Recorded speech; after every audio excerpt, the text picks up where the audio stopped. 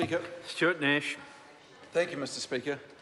Mr Speaker, 1 in 10 people lack access to safe water, and somewhere a child dies every 90 seconds from a water-related disease. That's 60 children that are going to die of a water-related disease by the time this debate on water quality in Havelock North is concluded. It's estimated that more than 500,000 people die as a result of drinking contaminated water every year. That's around 90 people who will die before this debate concludes.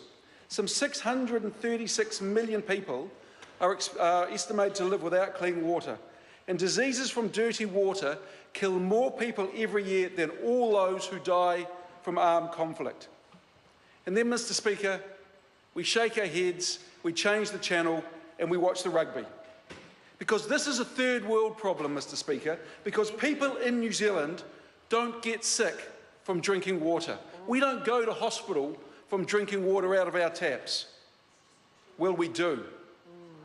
Mr Speaker, this is a wake-up call that we need to now take the issue of water quality and water security very, very seriously.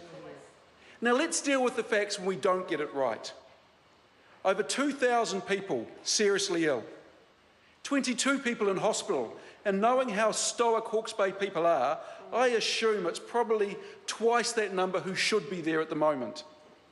2 people critically ill, and apparently 1 person possibly dead as a result, and this was in New Zealand.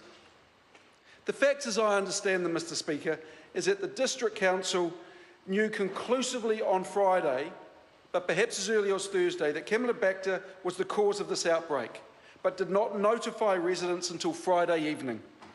Mr Speaker, when people have diarrhoea, when they vomit, they are told to drink water, to stay hydrated. And this is what the residents of Havelock North did for at least 8 hours, but perhaps as long as 24 hours. Young children, healthy adults, and elderly citizens. A good friend of mine was struck down with this on Tuesday. She drank water for 3 days in order to keep hydrated. So this is the situation we find ourselves in.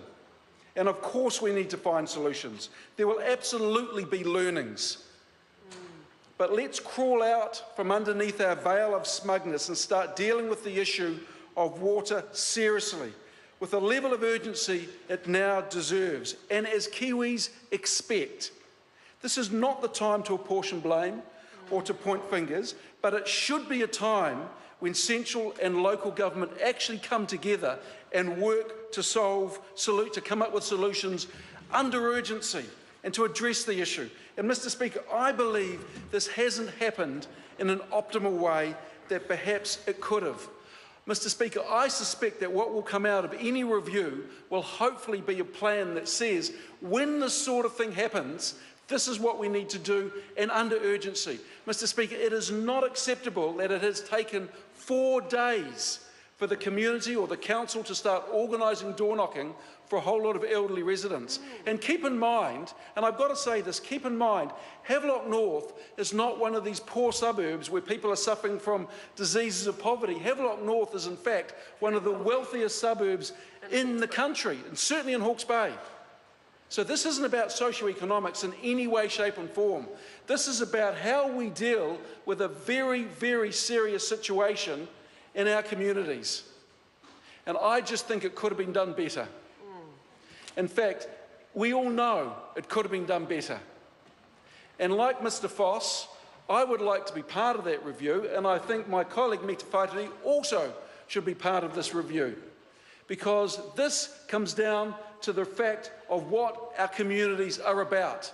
They are about us working together, but they're also about meeting the expectations when something goes wrong. And I just don't think, Mr Speaker, that the expectations of the Havelock North people, the expectations of Hawke's Bay, or even the expectations of New Zealanders, that when 2,000 people go down ill, that it takes this long to get some sort of coordinated response. It could have been better, Mr Speaker. It should have been better.